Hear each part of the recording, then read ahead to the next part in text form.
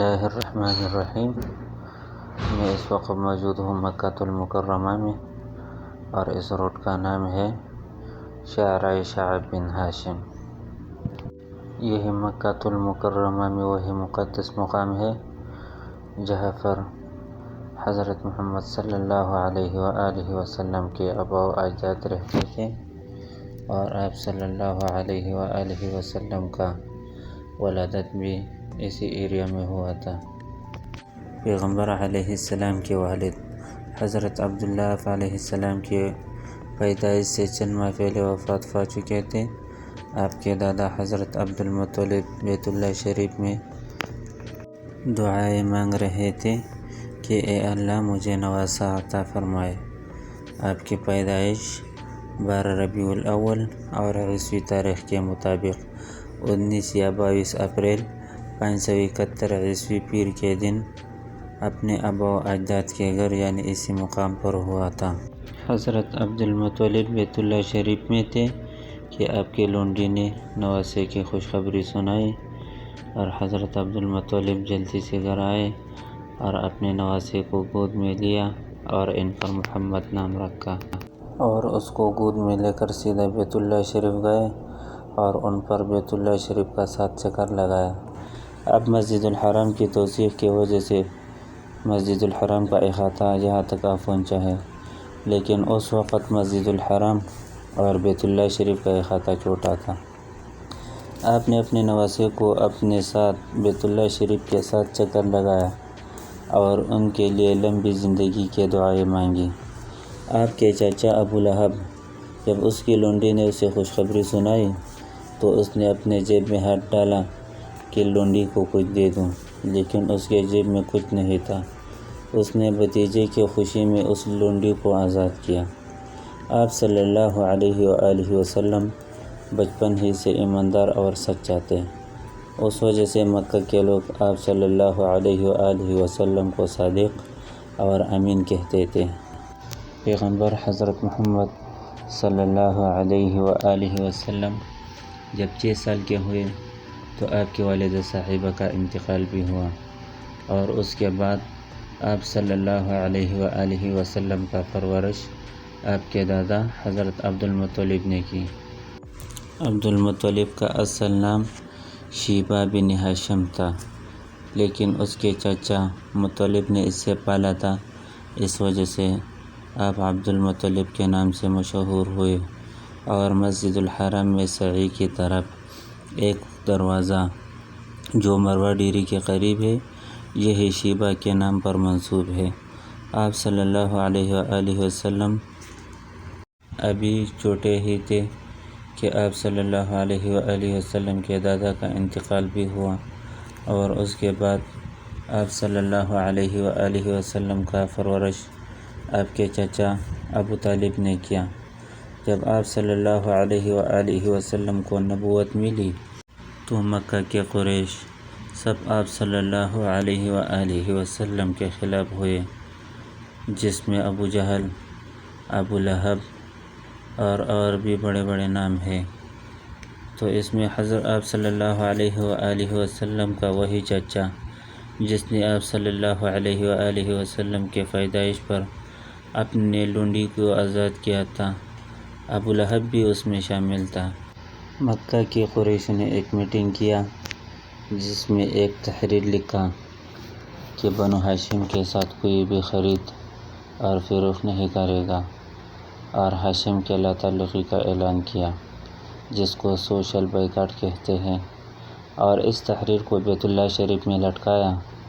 ابو لہب اس معاہدے میں اپنے خاندان کو چھوڑ کر مکہ کے قریشوں کی طرف ہوئے اور پھر اپنے بھتیجے سے نفرت کرنے لگے۔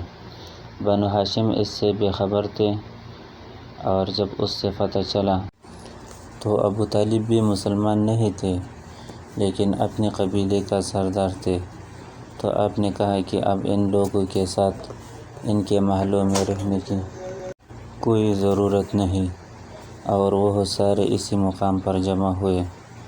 اسی پہاڑ کو جبل ابی قبیس کہتے ہیں، اور اس ایریا کو شعب ابی طالب کہتے ہیں۔ یہ عبد المطلب علیہ السلام کی ملکیت تھی، اور بنو ہاشم نے سوشل بائیکاٹ کے 3 سال یہاں پر گزارے۔ یہ معاشرتی مقاطعہ محرم 10 نبوی تک تقریباً 3 سال جاری رہا۔ یہ معاہدہ تب ختم ہوا جب اس تحریر کو دمشق نے کہہ لیا۔ اس دوران میں حضور علیہ السلام اور ان کے خاندان کو نہایت مشکلات کا سامنا رہا۔ ان خیالات کا اندازہ اس بات سے لگایا جا سکتا ہے کہ اس دوران میں بھوک کو مٹانے کے لیے بعض اوقات درختوں کے جڑیں اور پتے چبانا پڑتی تھی، اور پیٹ پر کھجور کے تنے یا چمڑا باندھنا پڑتا تھا۔ مکہ کے قریش بنو ہاشم کے ساتھ خرید اور فروخت نہیں کرتے تھے، لیکن اگر باہر سے بھی کوئی قافلہ آتا تو ابو لہب اس کے پاس جاتے اور قبیلے والے کو کہتے تھے کہ اگر بنو ہاشم کے لوگ آپ سے کچھ لینے کے لیے آئے تو اس کو قیمت بہت زیادہ بولو، اگر آپ کا نقصان ہوتا ہے وہ بھی میں بھر لوں گا۔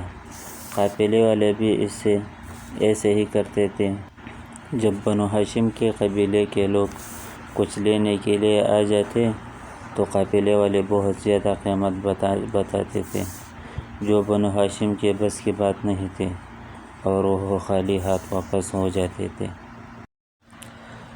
اس سوشل بائیکاٹ کو ختم ہونے کے بعد جلد ہی حضور علیہ السلام کے چچا ابو طالب اور آپ صلی اللہ علیہ وآلہ وسلم کا زوجہ محترمہ حضرت خدیجہ رضی اللہ تعالیٰ عنہ بھی وفات پا گئے۔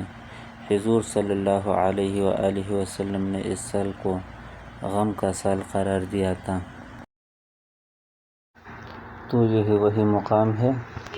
اب تو مسجد الحرام کا توسیع ہو چکا ہے، اور پہاڑ کو بھی زیادہ تر کاٹ لیا گیا، اور جو گھر تھے وہ بھی اس مسجد الحرام میں شامل ہوئے۔ تو یہ مقام وہی مقام ہے، اور سامنے پہاڑ میں 2 سرنگ ہیں جو سیدھا مینا کی طرف گیا ہوا ہے۔ یہاں تک تو بس بھی آتے ہیں، اور پھر جب حج کے لیے لوگ جاتے ہیں تو وہ اس میں آسانی کے ساتھ جا سکتے ہیں، کیونکہ یہ فاصلہ اس سرنگوں کے ساتھ بہت کم ہوا۔ مینا یہاں سے کافی دور ہے، اور یہی وہی مقام ہے، وہی ایریا ہے۔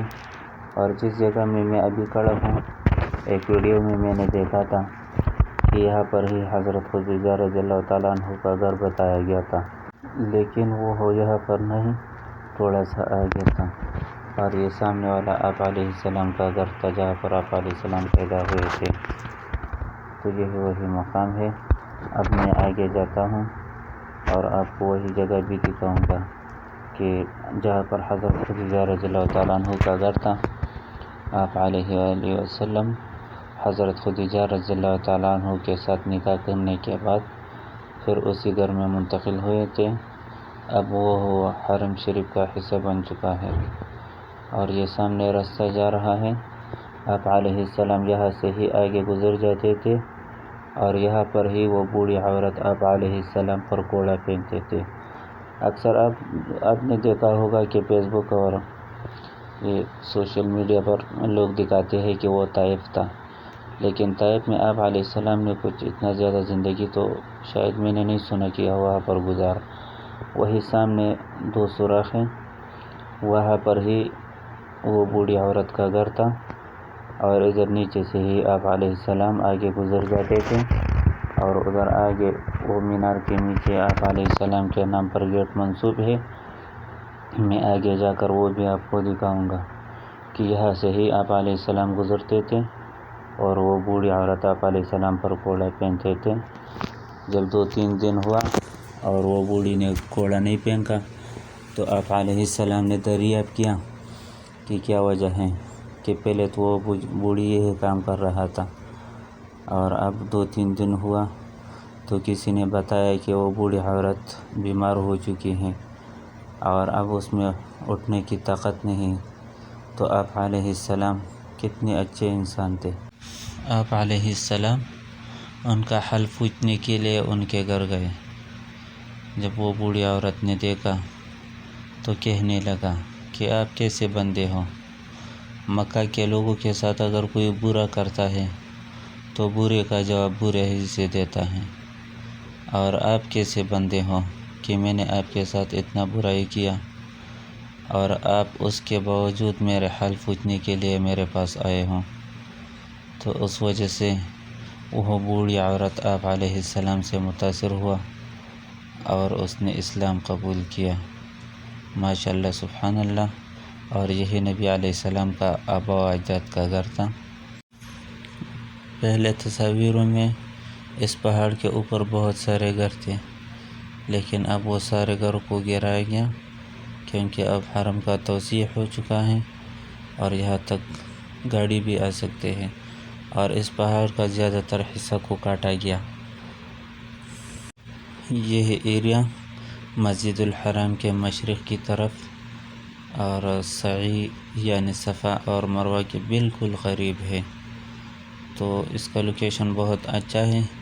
اس وجہ سے یہ مکۃ المکرمہ کا بہترین مقام سمجھا جاتا تھا، کیونکہ یہ حرم کا بہت قریب تھا اور مشرق کی طرف بھی تھا۔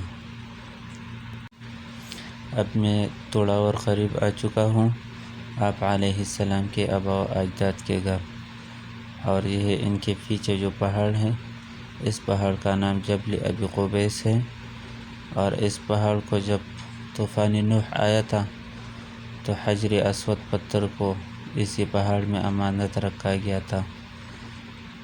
تاریخ کے لحاظ سے یہ پہاڑ بھی بہت مشہور ہے، اور یہ ایریا کا تو پھر میں کیا بتاؤں کہ یہ کتنا خوبصورت لوکیشن ہے اور کتنا اچھا مقام ہے۔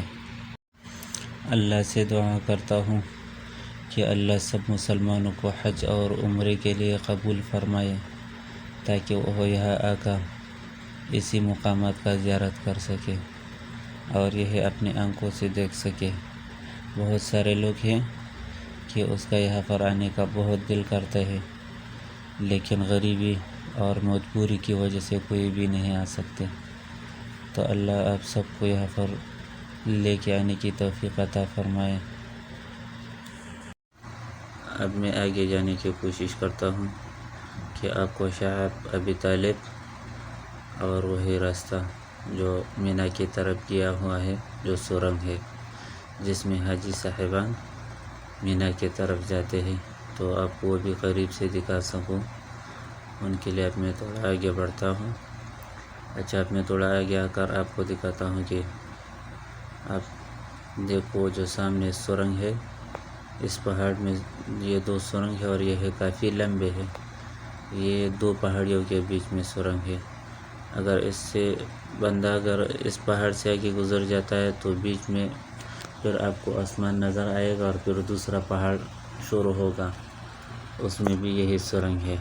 اب تو جو عمرہ کے لیے لوگ آتے ہیں تو ان کے آسانی یہ ہے بس ٹرمینل لوگوں کو ہوٹلوں سے اٹھا کر یہاں پر لے کے آتے ہیں، کیونکہ یہ حرم کے بالکل قریب ہے۔ اب مغرب کا اذان ہو چکا ہے اور لوگ نماز کے لیے جا رہے ہیں، تو آپ کے ساتھ ملتے ہیں نماز کے بعد۔ الحمدللہ، مغرب کا نماز ہو گیا اور اندھیرا بھی چھایا گیا۔ تو یہاں پر آپ کو ایک اور بات کہنا چاہوں گا کہ 12 ربیع الاول قریب ہے۔ پاکستان میں اگر ہم دیکھیں تو گلیوں کو اور محلوں کو اور مسجدوں کو سجاتا ہے، اس کے اوپر بہت ڈیکوریشن کرتے ہیں۔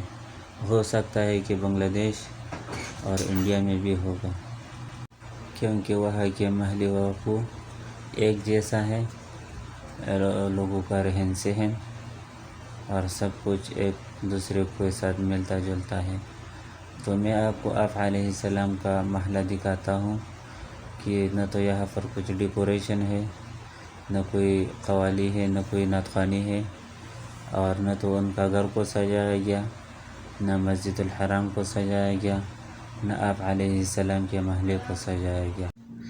تو وہاں پر ایسا کیا ہوتا ہے کہ لوگ گھروں کو، مسجدوں اور گلیوں کو سجاتے ہیں؟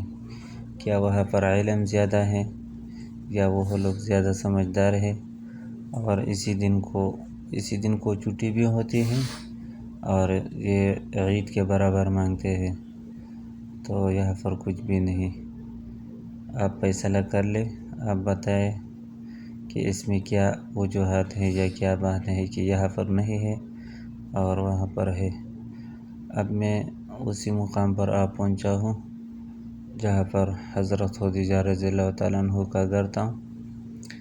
زبیر ریاض بھائی ایک مدینہ میں میوزیم میں گیا تھا اور اس نے جو دکھایا تو اندازتاً وہ یہی جگہ ہو سکتا ہے کہ یہی مقام ہے جہاں پر حضرت خدیجہ رضی اللہ تعالیٰ عنہ کا گھر تھا اور نبی علیہ السلام حضرت خدیجہ رضی اللہ تعالیٰ عنہ کے ساتھ نکاح کرنے کے بعد پھر اسی کے گھر میں منتقل ہوئے تھے، تو وہ یہی ایریا ہے اور اب میں وہاں پر پہنچ چکا ہوں، لیکن لوگ نے نماز پڑھا اور وہ اب باہر آ رہے ہیں کہ یہ لوگ ذرا باہر آ جائے تو پھر میں اندر جاؤں گا اور خاص جگہ وہ آپ کو بھی دکھاؤں گا اور وہی گیٹ بھی دکھاؤں گا جو شیبہ کے نام پر منسوب ہے۔ اور شیبہ جیسا پہلے میں نے آپ کو بتایا کہ حضرت عبد المطلب کا اصل نام تھا، تو وہی خاص مقام یہ ہے جس میں یہ لوگ موجود ہے، جہاں خدیجہ کا گھر تھا، یہ جو بیریل کے اندر ہے، اور وہ سامنے جو دروازہ ٹائپ لگ رہا ہے یہی بوابۃ شیبہ ہے جیسے میں نے آپ کو بھی ذکر کیا۔ یقیناً آپ کو آج کا ہمارا ولاگ بہت پسند آیا ہوگا، اور اس کے ساتھ آپ سے اجازت لیتے ہیں اور آپ کو ایک ریکویسٹ بھی کرتے ہیں کہ HMY23 آفیشیل کو سبسکرائب کرو اور آل نوٹیفیکیشن کو بھی دبا دیں تاکہ آپ کو ہمارے آنے والے ہر ویڈیو کی نوٹیفیکیشن مل سکے۔ اور اس کے ساتھ مجھے دیجیے اجازت، اللہ حافظ۔